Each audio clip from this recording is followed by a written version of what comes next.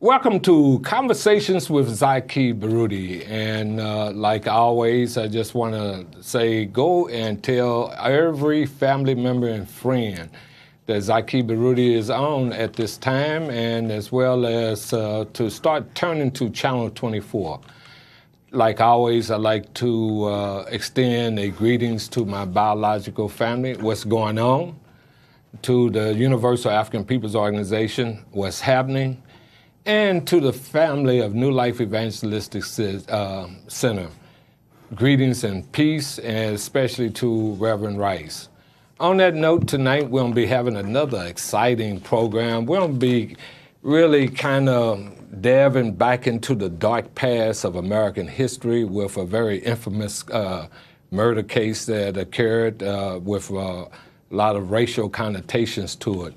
And in studio with me, I have a gentleman who's a member of our community, an activist, a businessman, Brother John Holman. Welcome, John, to Conversations with Zaki Baruti. All right. Okay, then. How are you tonight? I'm doing pretty good. How about yourself? I'm doing great. All John, right. You know, like whenever we begin our program, I always like to share with the audience a little bit about the person that is in studio with me. But before I do that, I just want to bring to the attention of the people, a lot of our conversation when I say about the dark history of America would be kind of focused around, as I had made mention, a very infamous case called Emmett Till. And I have in my hand a book that's is titled The Blood of Emmett Till, written by Timothy B. Tyson. So I just want to set that as a perimeter for our conversation, because as we go into the program, you know, you had some very intimate knowledge with some of the key players of that time. But before I go all the way into that, let me go back and share with the audience who John Holman is. Yes, sir. I was born in Rubeville, Mississippi, February the 16th, 1947. And throughout the years, I did a lot of work, a lot of restaurant management. I worked for Casa Gallardo. I'm sure you're familiar with that. Right. Or I started in 1975, and I opened a restaurant in Westport Plaza, one of the first one. Okay. So you were responsible for opening that particular chain of store? Opening, training. And training, okay. Employees. Okay. In the kitchen and making the food and all that processing. I opened, like I say, 39. We had one North County, St. Louis, North County, Bristol, DePere. We had one in Atlanta, Chicago. We had 9 restaurants in Florida, Boca Raton, Kissimmee, Del Mabry, Altamont Springs, Tampa. I opened all those restaurants. And I also opened one, Red Lobster. That's where I learned how to train people to open restaurants, just starting at Red Lobster and helping train people from there. I picked cotton back in the day at a very young age in Mississippi. Wait a minute. You mean to tell me you picked some cotton for real? Yes, I did. I picked cotton in the 60s. And I could pick quite a lot, too. I could carry 100 pounds, 120 pounds, wow. Being a very small kid. I picked up to 350, 400 pounds a day. 400 pounds was the most I ever picked, but took quite a long time to pick that amount of cotton. I also chopped cotton. I chopped from sun up to sundown. We went to work sun up to sundown for $2 a day. A lot of people now make $20 an hour, $50 an hour, but I'm one of the people that worked for $2 a day. Now, where was this, where you were doing this? I mean, where you was growing up in? Ruleville, Mississippi. Ruleville, Mississippi, okay. That is where it all happened at. Okay, if I can interject and we'll get back onto, Ironically, you said that you were born in 1947. That's the same year also I was born. Mine came on September 27th. So we're both right at that age of 70, and I just wanted people to really understand that because at the period that we were growing up, there was a lot of social unrest and tragedy that was taking place, and that'll be part of us in our conversation. But continue. So you opened up a lot of restaurants for a major national chain. Yes, I did. Yeah. Okay. And so what are you currently now doing? Well, I right now work part-time restaurant managing at Chevy's at 9119 Olive. I just work part-time, sometimes 25 hours, 30 hours a week. And I do a little bit of cooking still. Okay. You know, I'm always want to cook things, so I do a lot of cooking.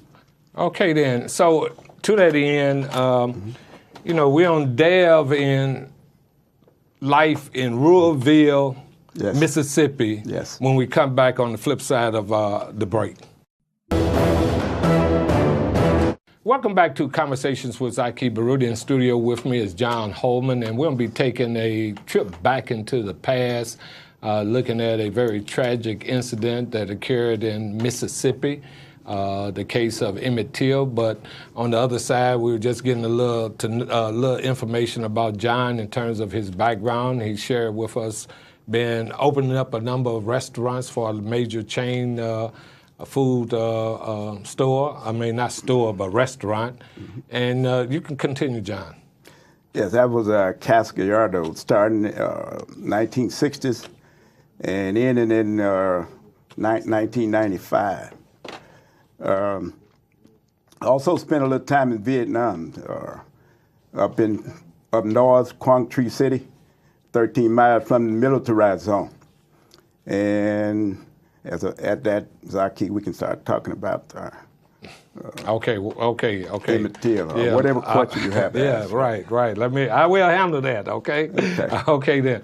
In that, as you were sharing your basic background, you just kind of took me back also into my background, because in that we're about the same age. I just want to set up the scenario of our discussion. But I was raised in East St. Louis, Illinois, the oldest of 10, and in a section of town that just bordered on what is called the tracks. We were at the furthest most part of East St. Louis with the outside toilet, the outside water faucet, and all of those experiences, okay? So we're kind of coming up at that period of time in a little poverty, I guess you could say that, right? Well, yes, we also had outside toilets in Mississippi. Okay. There was no inside toilets at all. We always went outside. Right. All through the day and night. Right. Now, growing up in East St. Louis as a young man, you know, I did not become conscious of social contradictions, you know, in terms of racism and what have you, until kind of psychologically there were posters posted around the neighborhood of Emmett Till being viewed at the funeral in the form that he was at, in terms of death form, as an expression of his mother for outrage. I say that because Ruralville is kind of close to where Emmett Till was kidnapped and murdered. Am I correct? Yes, you are. I believe it happened in a little town called Money, Mississippi. That's very close in the circle of Ruralville, Clarksdale, and Greenwood, all those places. But the two guys that killed Emmett Till were J.W. Marlin and Roy Bryant. Marlin owned a grocery store, and they, I think, started making a plan after Emmett Till come in the store. I think he may have said something to Marlin's wife. That's where it started from. Well, it's always supposed he whistled at her. He whistled at her. Right. I think that's the statement that they made, and I think he did. What happened after that, there was several black guys working in the store, and Marlin and Bright, at this time, wanted to do some harm to Emmett Till.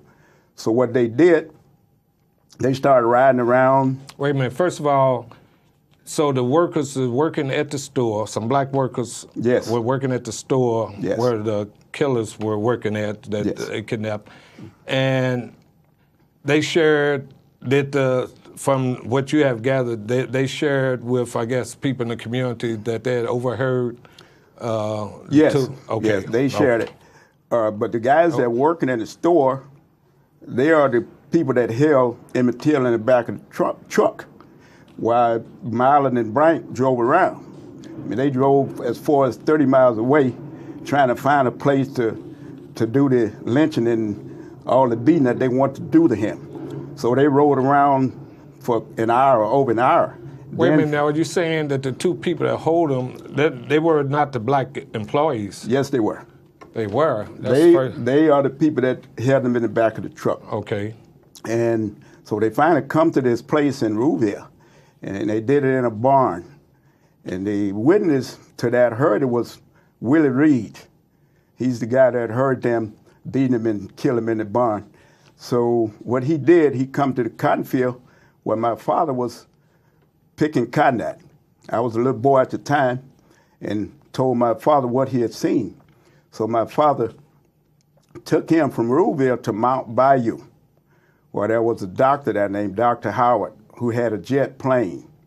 So Dr. Howard flew Reed to Washington, D.C. to put him under protective custody. And Dr. Howard was a black person? No, yes, he was. Okay. He was mixed. Okay, then. Yes. And so your father, so why did he go to your father? What role did your father, was your father an activist back that time? Yes, he was. Yes, he was. My father registered, was the person who registered people to vote in Rouville, Mississippi. He's the person that went around to register black people to vote.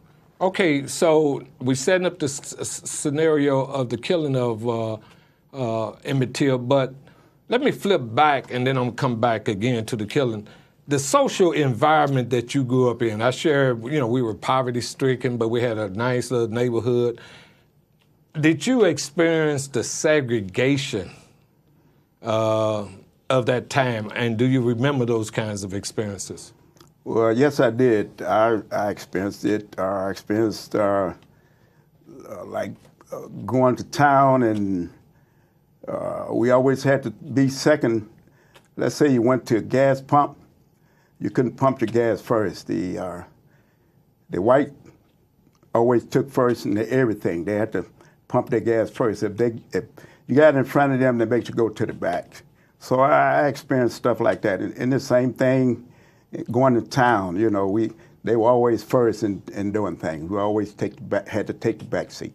Did you experience the water fountains being separate? Yes, I did. Yes, the fountains had colored on it in white, as well as the bathrooms.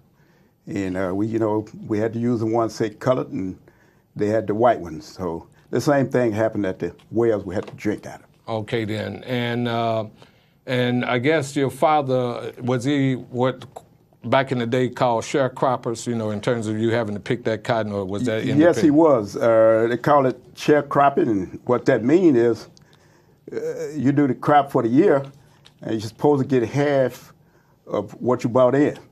But we never got half. We always got less than half. So that's the kind of stuff that was happening. So you're growing up, you felt firsthand segregation and racism. Yes. And okay, then we'll go to a quick break, and then we'll come back and we'll finish our conversation. Okay. Welcome again to Conversations with Zaki Baruti. In studio with me is John Holman, and we just kind of have been revisiting the dark side of American history, looking at segregation in the state of Mississippi, as it, of course, existed in many southern states, as well as the impact in the northern states.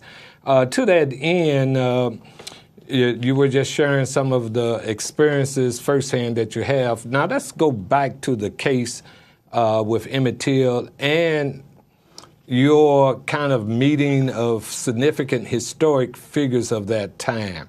Okay, so they took Willie Reed to testify. Took him out of the town for his protection, and he's the one who actually saw the killing of Emmett Till. Am I correct? Yes. Okay. And Yes. your father was involved in the process of getting them out of town to have protection. Yes, to protect custody. Okay, then. Yes. But in the end, historically, they went to trial, just for folks who may not be familiar with the case. And the two gentlemen who were actually responsible for his killing, what happened to them? Well, they was acquitted. They were acquitted. Okay, so which was reflective of that sad saga of American history. Now, during that period of activism, and again, I just want to remind audience, that had national impact, in terms of, cause the mother allowed his body to be viewed as it was. Yes. And yes. I know the impact it had on me psychologically, seeing posters.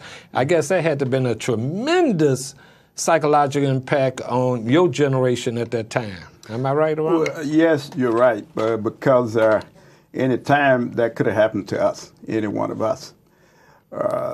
We had times we had to turn our head when we went into the store and couldn't directly look at the women because that sort of thing could have happened to us. Oh, okay then. Now, in that process, your father was a member of the NAACP, and there's some real strong, activism that was taking place at that time. Who are some of the key players that you were able, as a young child, to meet during that period of time? Well, one of the ones was Fannie Lou Hamer. She was one of the people that always traveled around making speeches at meetings. She traveled a lot. Her and my father was very close friends. The best of friends. So I saw her quite a bit. She, I believe, lived in the town of Drew, Mississippi, very close to Rouville, where we lived. Also, I met John Lewis. Okay, let me make mention of Fannie Lou Hamer. Yes. She's so well known through our community because in one of her remarks at speaking, she said she's sick and tired of being sick and tired, and she also led the Mississippi Freedom delegation to the 1964 National Convention of the Democrats, and she was a strong proponent of black people having the right to vote. Yes. So yes. You also now just mentioned John Lewis. Huh? Yes, I believe we was at a meeting one night in Rouville, and John Lewis showed up, and he made a speech. We all the time got people coming in making speeches. We also had freedom riders, they call it back then, that come in and lived with us at the time civil rights was going on. And Lewis appeared at a lot of places making speeches. And as you know, I met him as a little boy. And as just for people's information, and I encourage you to do some diligent study. John Lewis was one of the major civil rights activists of that time. He was beaten unmercifully on the bridge on the March on Selma, and later on became and is now a member of the House of Representatives. You also got opportunity to meet Medgar Evers, if I understand, right? Yes, but not spending any time with him at all. I just was around at the meeting sometime when my father was there, but I didn't spend much time with him at all, but I did meet him. Okay, and again, for information for the listening audience, Medgar Evers was head of the NAACP local chapter in Mississippi, who was shot in the back and killed for trying to register blacks to vote in the community he lived. Yes, he was. At that point, we're going to take another break. Okay, once again, welcome back to Conversations with Zaki Baruti. In studio with me is John Holman, and we only have a few minutes left for the program, but we were just kind of going through his experiences growing up in a very racist environment in Mississippi, Rouville, Mississippi, and John was sharing some of the historic figures of the civil rights movement that he was blessed as a young man to meet. Any other historic figure that you got opportunity to meet as a young man? I believe Rosa Parks was around at some of the meetings. I saw her, but didn't come in contact with her. But I did. But you were in her presence. Huh? Yes, I was. And this is all as a young man, young boy, in the age about 18, 11, 12 years old, right? Yes. Okay, yes. then. So to that end, Fast forward to today. That was a very ugly period in American history. How do you see today, in today's climate, America? Well, I see today somewhat being the same, but done in a different way. So you say, in your sense, it's the same, but done in a different way. Can you give me an example in a different way? I mean, a lot of stuff is done undercover compared to back when it was done then. I don't really, you may have to help me interject that. Okay, then. Yeah. All right. Well, back in the day, it was outright lynching. I've said publicly many of the police killings where you have white officers shooting down black youth is what I call legal lynching because very seldom of the hundreds of police shootings and thousands for real, if we did a historical study, like it was a historical study that was called 100 Years of Lynching, if we were to compile all the police shootings that were very controversial, then you would see a pattern with what I call legal lynching. Well, that is somewhat what's happening today. Yeah, and that's exactly what I'm glad you made that point. Yeah. To that end, we only have a few minutes, real shortly. Is there any kind of lasting message that you, John Holman, a restaurant manager, would like to leave with the millions of people who are listening? One thing I could say, we need to start getting along better and working together on a lot of things now, and the policeman's killing, all of that. I think it need to come to an end. Okay, then. So on that note, John was just calling for people of all good faith and all races that want to see justice, that we need to work together. On that note, God bless each and every one of you.